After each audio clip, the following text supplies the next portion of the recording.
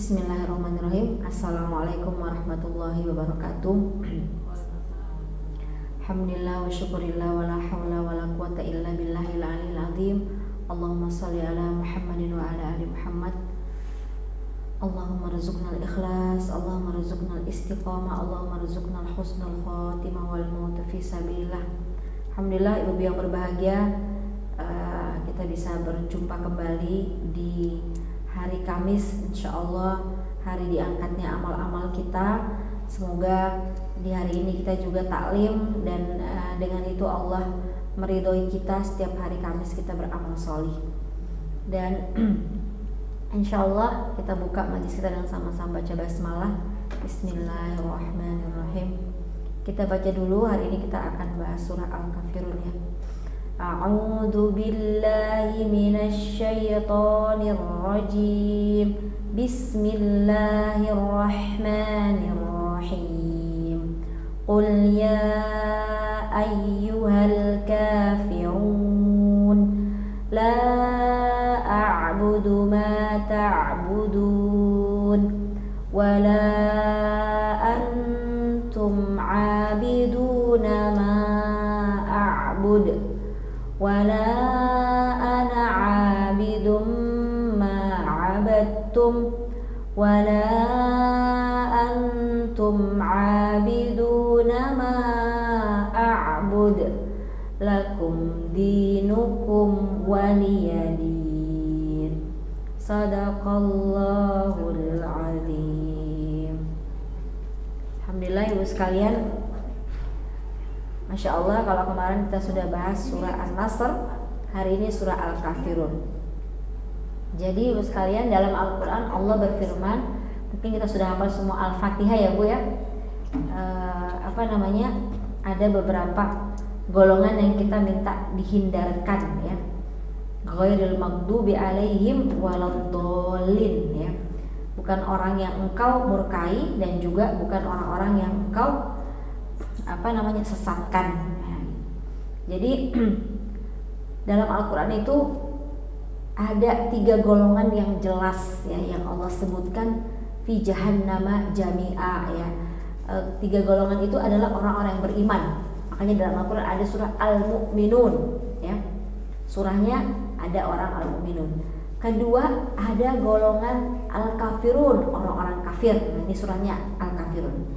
Yang ketiga ada surah Al-Munafikun ya, yaitu surah Al-Munafik. Semuanya sendiri-sendiri. Nah, dan memang kita ya itu nanti akan masuk di antara 3 itu. Kemana kita ya. Sehingga tapi yang selamat itu cuma 2 ya, yaitu yang cuma satu, orang-orang yang beriman ya. Kalau orang-orang kafir sama munafik ya, itu jelas mereka fi jahannama jami'a, mereka semua dalam neraka jahanam ya. Nah, surah Al-Kafirun ya, kita mulai. Dia adalah surah Makkiyah ya, yang diturunkan kepada Nabi Muhammad sebelum berhijrah ke kota Madinah ya. Surah ini juga dikenal dengan nama surah Qul ya ayyuhal kafirun ya.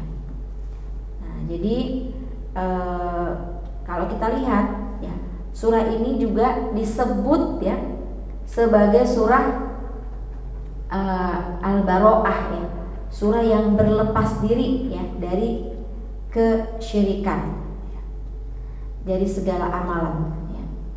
Nah, jadi kalau surah Al-Ikhlas ya, dia surah yang menguatkan ya, surah yang menjelaskan bahwasanya kita hanya menyembah Allah Subhanahu wa taala. Karena itu 2 surah ini, surah Al-Kafirun dan surah Al-Ikhlas ya, itu Nabi Muhammad dalam riwayat hadisnya sering membaca kedua surah ini dalam sholatnya ya. Sebagaimana disebutkan dalam hadis ya, ni'matis surataini yaqra'u bihima fi raka'ataini qabla al-fajri. Qul huwallahu ahad, qul ya ayyuhal kafirun. Sebaik-baik surah ya yang dibaca ketika 2 rakaat qabliyah subuh adalah Qul huwallahu ahad dan qul ya ayyuhal kafirun. Ya. Kemudian Abdullah bin Mas'ud juga berkata, aku tidak dapat menghitung, ya, karena sangat sering aku mendengar bacaan Rasulullah SAW, ya, pada 2 rakaat ba'diyah maghrib dan pada sholat 2 rakaat qobliyah subuh sering sekali membaca qul ya ayyuhal kafirun dan qul huwallahu ahad. Tapi Bu, Rasul baca bukan karena pendeknya. Kalau kita karena pendek ya, ya nggak apa-apa gitu ya awalnya. Tapi Rasul membacanya kenapa? Karena pentingnya 2 surah ini dalam kehidupan. Kenapa? Kalau qul ya ayyuhal kafirun tadi ya, itu kejelasan agar kita dilindungi dari kekafiran. Karena yang namanya sifat kufur itu gampang melekat pada kita kalau kita tidak hati-hati. Yang kedua, dikarenakan hidayah itu bisa saja Allah cabut sewaktu-waktu. Karena itu kita Rasul minta agar supaya Rasulullah SAW dan juga umatnya ya itu dijaga dari segala sifat-sifat kekafiran. Nah, kemudian juga kenapa qul huwallahu ahad? Karena qul huwallahu ahad ini adalah surah yang menetapkan, yang menjelaskan tentang bahwasanya kita hanya menjadi hambanya Allah, hanya menyembah Allah saja, tidak ada yang lain. Ya. Jadi satunya melepaskan dari kekafiran, satunya menguatkan ketauhidan kita. Sehingga dia adalah 2 surah yang paling sering ya, dibaca oleh Rasulullah. Bahkan dalam sholat witirnya Nabi juga membaca Al-Kafirun dan Al-Ikhlas.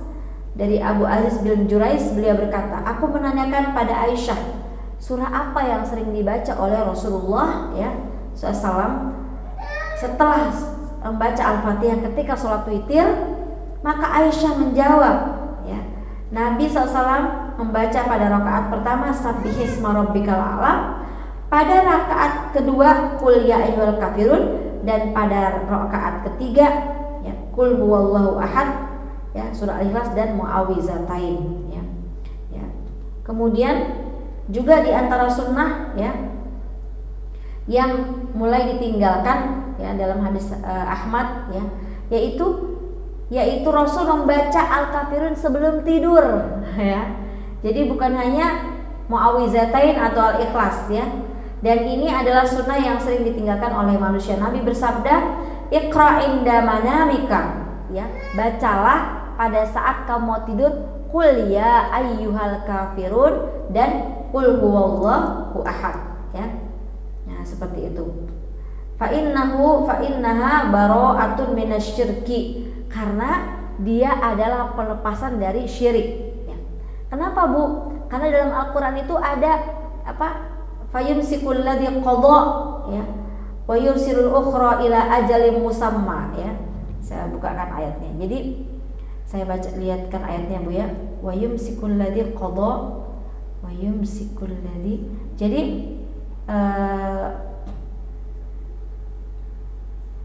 wa yumsikul ladzi. Jadi ada peristiwa ketika kita nanti tidur ya, itu ruh kita itu dipegang oleh Allah Subhanahu wa taala ya.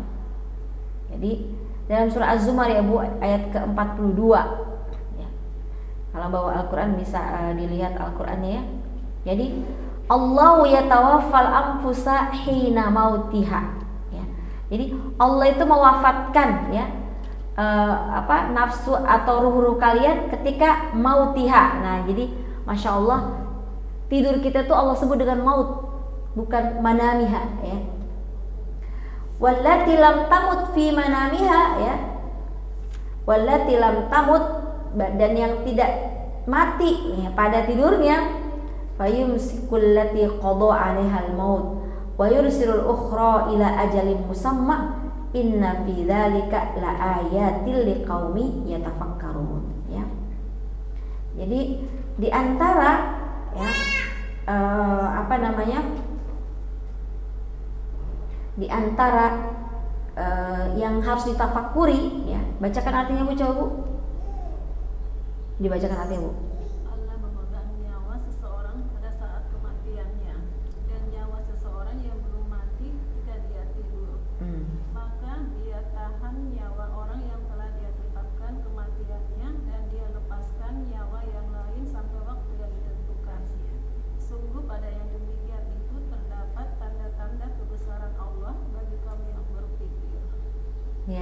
Jadi ibu sekalian, Allah menyebut tentang tidur. Ini peristiwa tidur.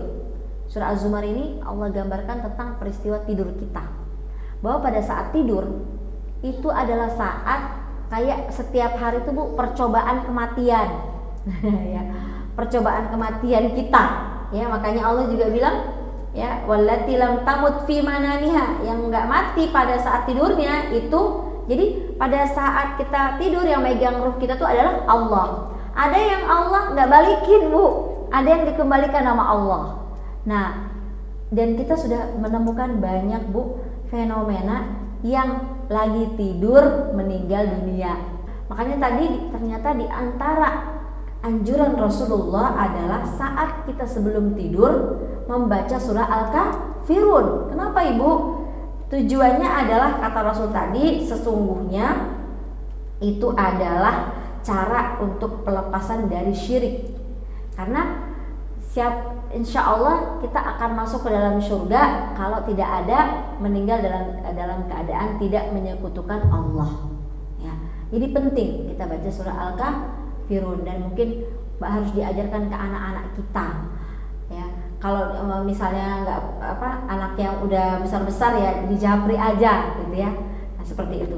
Karena ini bagian dari sunnah Rasulullah SAW, dan tujuannya adalah untuk dijauhkan dari syirik. Nah, jadi artinya tidak sederhana memang yang namanya tidur. Nah, memang kalau saya itu kadang-kadang beberapa hari ini ketika anak-anak sakit tidurnya kadang lupa wudhu, kadang lupa baca doa, ya seperti itu. Nah, padahal tidur itu kalau dalam surah Az-Zumar Bu apa? La ayatil liqaumin yatafakkarun. Tidur kita adalah apa? Adalah tanda-tanda kekuasaan Allah bagi kita. Ya, seperti itu. Nah, jadi kalau kita lihat Bu, di sini disimpulkan bahwa Nabi sering baca surah Al-Kafirun ini di awal hari, ya. Ya kan Bu, subuh tadi. Kemudian di penghujung malam sebelum tidur, dan juga di waktu qiyamul lail, ya. Dan ini menunjukkan bahwasanya penting karena pernyataan berlepas diri dari sifat kesyirikan. Ya. Nah, jadi surah Al-Kafirun ini apa sih asbabun nuzulnya? Surah Al-Kafirun ini asbabun nuzulnya adalah, ya, orang-orang kafir Quraisy sudah tidak bisa lagi memadamkan dakwah Rasulullah. Akhirnya mereka buat penawaran lah gitu. Hei Muhammad, mau nggak? Gini aja deh, kami mau kok ikut agama kamu. Bagaimana kalau gini, kami ikuti kamu, ya sholat, ya apa semua selama 1 tahun. Nanti tahun depan, ya kamu ikuti kami. Ya ikuti itu adalah berarti ikuti semuanya. Ya berzina, ya minum khamar, ya makan babi, ya apa semua sekaligus menyembah berhala. Ya, mau nggak kamu? Maka turunlah wahyu dari Allah. Ya. Dengan tegas dan jelas, katakan Muhammad, ya ayyuhal kafirun, wahai orang-orang kafir. Dan Allah tidak malu-malu lagi langsung menyebut, ya, katakan Muhammad, ya ayyuhal kafirun, dengan tegas. La a'budu ma ta'budun, ya. Aku tidak akan menyembah terhadap apa yang kamu sembah, ya. Nah, karena itu kalau kita lihat suatu ketika kan ada peristiwa, ya, peristiwa ketika Adi bin Hatim kalau nggak salah dia ditawan, kalau nggak salah saudaranya masuk dalam Islam, dan dia diambil oleh orang-orang Kristen, ya, mau dimurtadkan. Maka pada saat itu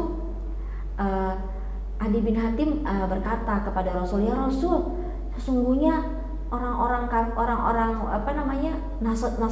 rakyat Nasrani ini mereka menyembah Allah kok, gitu ya.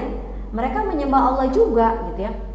Terus Rasul bertanya, ya, tapi bukankah mereka mengubah-ubah hukumnya Allah, gitu ya? Artinya memang mereka mengatakan menyembah Tuhan, tapi kan yang diturunkan oleh Allah mereka rubah-rubah, syariat, aturan Allah dirubahnya sesuai dengan hawa nafsunya. Iya, katanya Ali bin Hatim.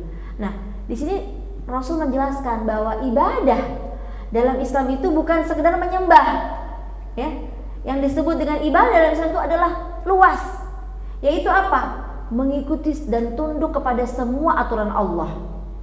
Kalau tadi kan alasan Adi bin Hatim, ya Rasul, orang Nasrani kok mereka menyembah Allah juga, berarti mereka bukan kafir gitu maksudnya ya.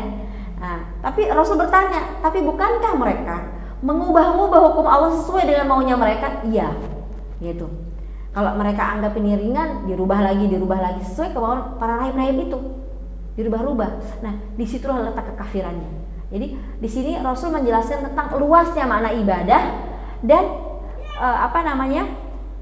menjelaskan akhirnya di situ, kemudian akhirnya dari situ Adi bin Hatim kembali ke dalam Islam karena penjelasan Rasulullah bahwa begitu yang dimaksud dengan yang namanya keimanan kepada Allah. Artinya kita tunduk dan patuh, ya, bukan dalam sekedar harus beribadah atau sholat, tapi semua kehidupan kita diatur oleh Allah Subhanahu Wa Taala. Itu kan kita ya, ibu-ibu sekalian, diatur oleh Allah mulai dari kita tidur, ya enggak? Rasul kan ada aturan tidur ya. Kita disuruh ke sebelah kanan dulu, ya kan, baca doa dulu, bahkan bersihkan tempat tidur, ya enggak? Bahkan mohon maaf, sampai hubungan suami istri saja beribadah itu diatur detil sama Allah. Pakai doanya, bagaimana cara mendatangi pasangannya dan sebagainya. Belum lagi kalau malam lampu-lampu disuruh matiin, ya enggak? Jadi detil aturannya dari situ. Nah, itulah termasuk dalam rangkaian ibadah, bukan sekedar sholat dan yang lainnya. Ya. Kalau sholat namanya ibadah mahdhah, ibadah yang sudah ditentukan. Tapi ada ibadah-ibadah ghair mahdhah, yaitu apa? Inna sholati wa nusuki. Ya, kalau sholati kan berarti sholatku, nusuki seluruh rangkaian ibadahku, wa mahyaya wa mamati, gitu kan? Jadi seluruh rangkaian kehidupanku diniatkan ibadah, sampai kemudian wafatnya kita juga diniatkan dalam rangka kita pasrah berlepas diri karena kita hambanya Allah, gitu ya. Nah, karena itu kemudian juga suatu ketika dalam sebuah riwayat ada seorang yang kekar, Bu ya, kekar tubuhnya. Para sahabat mengatakan, wah bagus sekali kalau dia ini dipakai di jihad fisabilillah. Ya.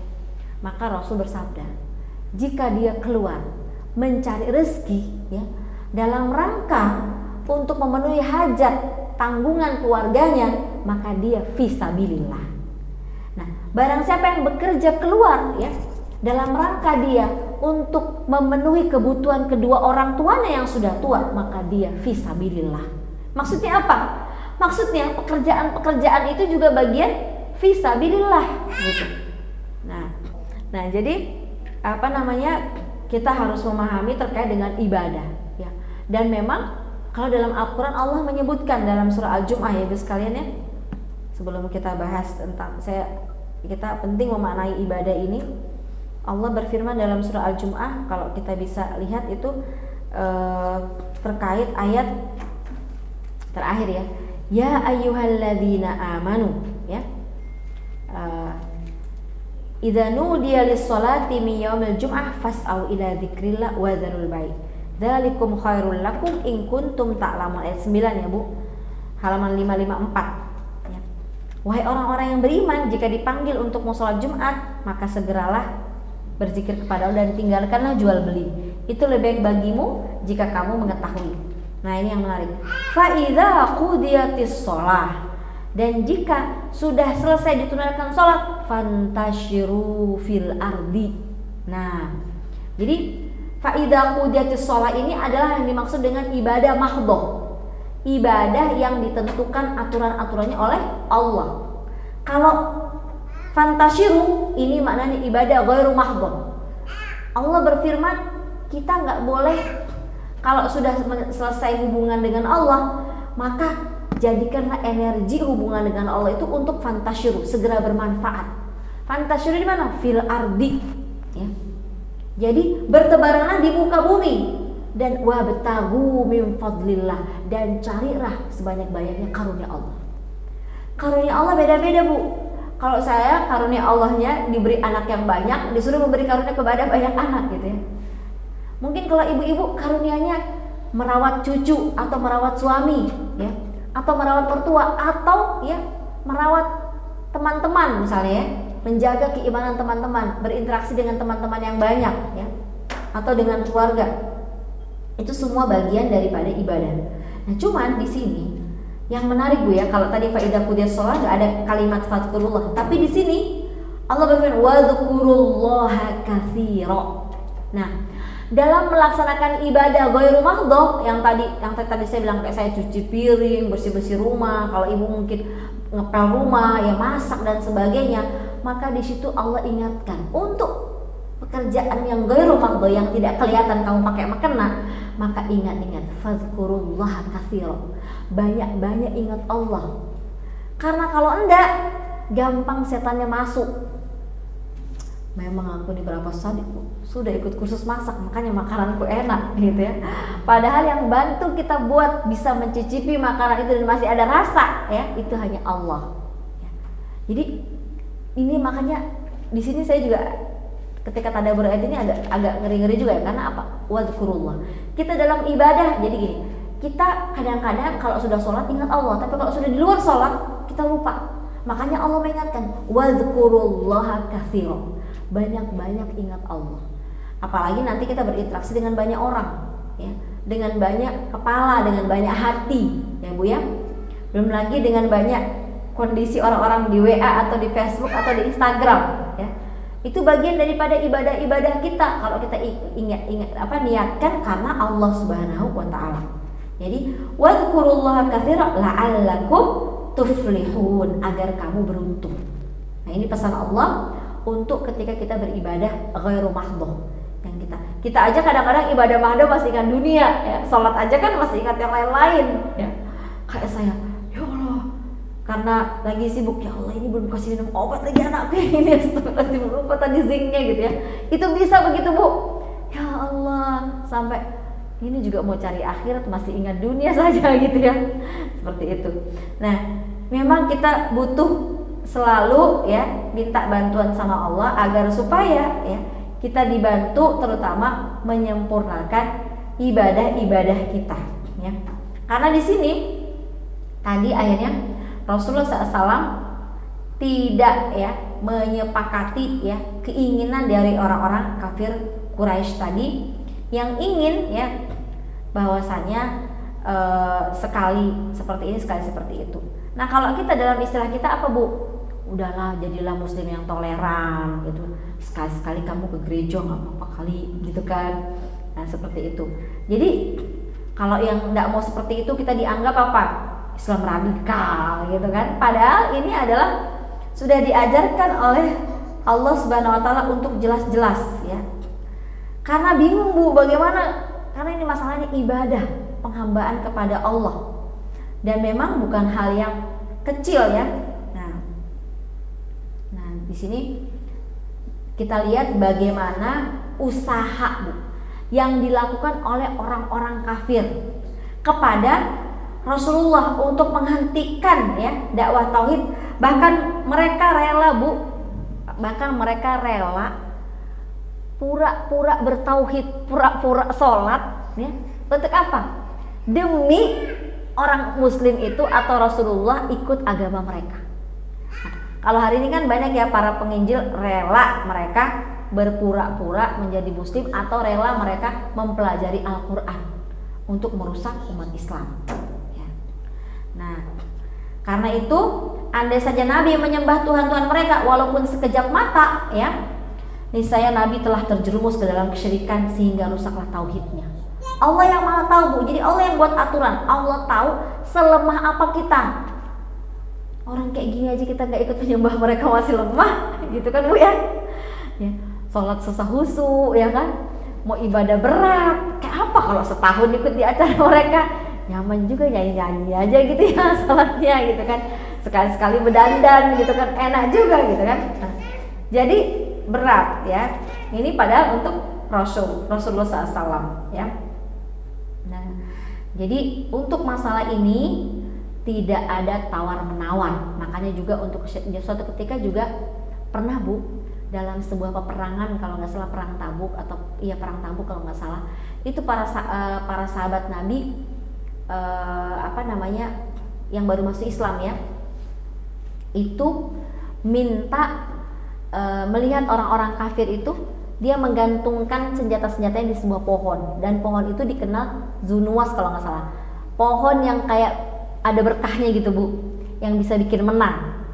Nah, itu para sahabat bilang, coba ya Rasul, orang-orang yang baru masuk Islam, dalam perang Hunain Bu ya, coba Rasul, coba kita juga punya gantungan pohon kayak gitu Zunuwas. Maka Rasul marah sekali. Kalian katanya meminta apa yang diminta oleh pengikutnya Musa kepada Musa. Tidak, Rasul merah wajahnya. Itu padahal para sahabat yang baru-baru masuk Islam loh Bu ya. Maksudnya ya bisa lah Rasul dipahami gitu kan. Enggak, Rasul wajahnya memerah sekali, dan kemudian marah sekali dengan permintaan itu, dan mengatakan kalian seperti para umat Nabi Musa. Jadi umat Nabi Musa waktu mereka baru melihat peristiwa tenggelamnya Fir'aun dengan bala tentaranya dan laut itu terbelah ya. Mereka kan sampai kemudian melewati daratan, dan di daratan itu mereka ketemu Bu orang-orang yang menyembah sapi. Nah, di hati mereka masih ada kesyirikan. Mereka bilang, ij'al lana ilahan kama lahum aliyah. Musa, buatkan kami Tuhan yuk. Buatkan kami Tuhan dong, kayak mereka tuh punya Tuhan gitu. Maka Nabi Musa, innakum qaumun jahilun, kamu tuh orang-orang yang jahil ya. Bagaimana kamu baru melihat keajaiban, ya kan, kedahsyatan bantuan Allah, tiba-tiba mau syirik juga. Itulah Bu manusia. Kita tuh baru aja melihat kematian Bu, tiba-tiba kita disakiti orang langsung keluar ke kebun binatang, bisa aja.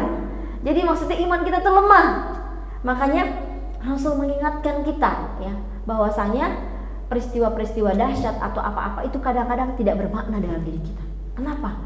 Karena tadi memang yang namanya limpahan keimanan ini hanya milik Allah, sehingga kita tidak boleh sama sekali tentang kesyirikan itu main-main ya. Pokoknya yang mendatangkan kesyirikan dijauhkan. Atau ada pikiran-pikiran, misalnya teman saya tuh Bu, suatu ketika barang paling berharganya Bu, emas, hilang Bu. Berapa ya, ada kali 50 gram atau 100 gram ya. Nah, memang ada itu orang pintar yang suka nawarkan ya. Orang pintar Bu, dia bilang, bagus juga nih ya Pak. Kadang-kadang tuh Bu dibilang, nggak usah kamu bayar, biar kamu tahu siapa yang ngambil gitu kan. Nah, seperti itu. Siapkan dia beras kuning sama ini, nanti kayak jarum sedikit begini begitu Bu. Itu jangan, kalau ada yang minta kita ikhlaskan aja sudah. Karena begitu Ibu mengiyakan, itu sudah masuk hampir 40 syirik, 40 sholatnya tidak diterima 40 hari. Karena syirik itu memang sangat berbahaya, karena istilahnya itu kalau dibilang itu jantungnya, dalam diri kita ada jantung ya. Jantungnya fisik itu kan jantung yang paling penting. Kalau keimanan itulah jantungnya.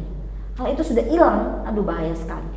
Dan kita nggak boleh bermain-main dengan yang namanya kesyirikan ya, sedikit pun. Makanya Rasul kalau dalam urusan-urusan lain agak bisa aja, kayak misalnya waktu Rasul nggak boleh haji tahun itu Bu ya nggak apa-apa ya, tahun depan aja hajinya. Tapi kalau untuk masalah ini yang dibilang ibadah setahun kami ikuti kamu, itu enggak, langsung dengan tegas.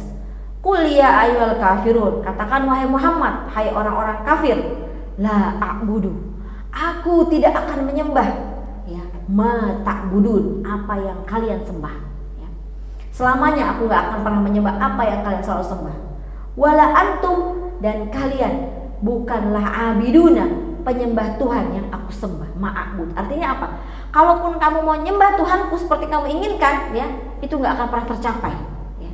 Karena Allah itu tidak minta dua ya, satu saja ya, hanya Allah saja ya. Wala ya, dan disebutkan juga di ayat keempat nih, wala ana habidum ma'abattum, dan aku tidak akan pernah menjadi penyembah apa yang kalian sembah ya. Nabi mengulang dua pernyataan ya, yang kurang lebih bermakna sama, yaitu ayat keempat Bu ya, dan ayat kedua ya kan Bu, la a'budu ma ta'budun dengan wala ana a'budu ma abattum ya. Karena ini adalah penguatan ya. Jadi tentang selamanya ya, kalau pertama itu aku tidak akan menyembah selama-lamanya dengan apa yang kamu sembah ya. Jadi sebagian ulama juga mengatakan di samping penguatan ya, juga para ulama mengatakan yang kedua, permintaan atau rayuan orang kafir ini berulang-ulang. Nah, sehingga dengan itulah Rasul juga menjawabnya dengan pengulangan sampai 2 kali ya Bu ya. Nah, jadi aku tidak pernah menyembah ya, dengan apa yang kamu sembah ya. Kemudian dan kalian ya, wala antum ya, dan kalian abiduna ma'abud, tidak pula pernah menyembah Tuhan yang aku sembah. Lakum dinukum waliyadin ya. Ayat ini adalah dalil bahwasanya agama tauhid ya tidak mungkin bergabung ya.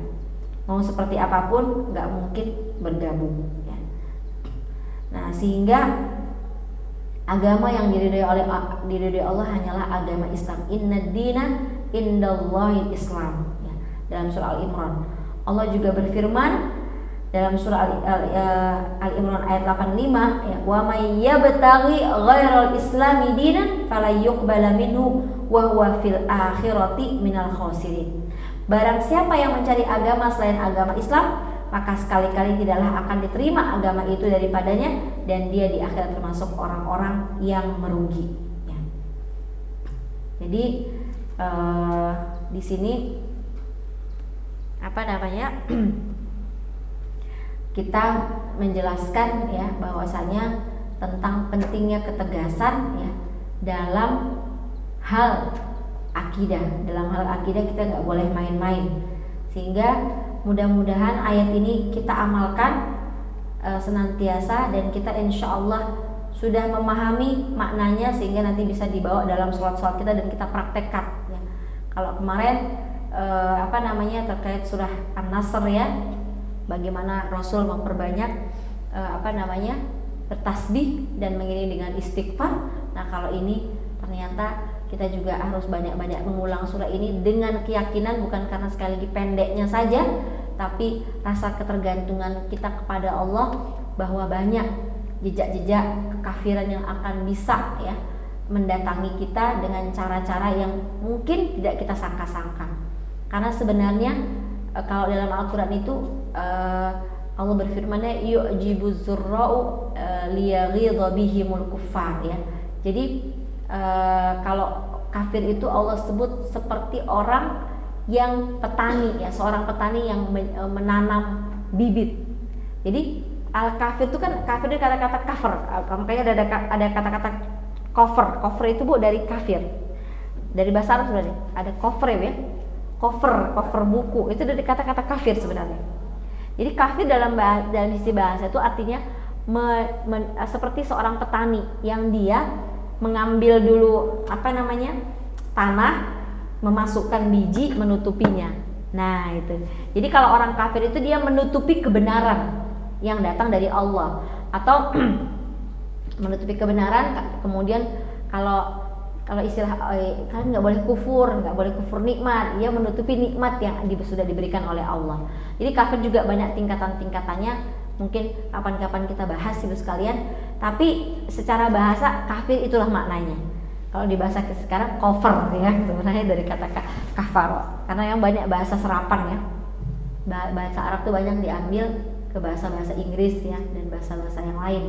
Nah jadi itu sehingga banyak hal-hal yang bisa mendatangkan kemudahan untuk kita masuk ke kafiran itu pelan-pelan dalam hati kita. Dan Allah yang Maha Tahu untuk hal ini, karena terkait dengan hal yang paling penting dalam kehidupan kita, maka memang harus kita usahakan untuk kita hindari sejauh-jauhnya.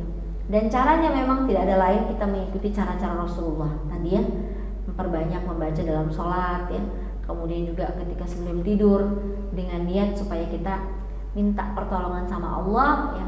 Juga boleh diniatkan untuk anak-anak kita Ibu sekalian ya, yang jauh dari jangkauan kita ya, kita nggak tahu apa yang mereka buat, juga pasangan-pasangan kita ya, dan kita nggak tahu bagaimana kesudahan kita gitu ya. Nah, sehingga mudah-mudahan kita dilindungi oleh Allah Subhanahu Wa Taala. Alhamdulillah Mungkin itu ibu sekalian, ada kebaikan dari Allah saja, kekurangan dari saya. Mudah-mudahan kita bisa istiqomah dalam kajian ini. Terima kasih. Assalamualaikum warahmatullahi wabarakatuh.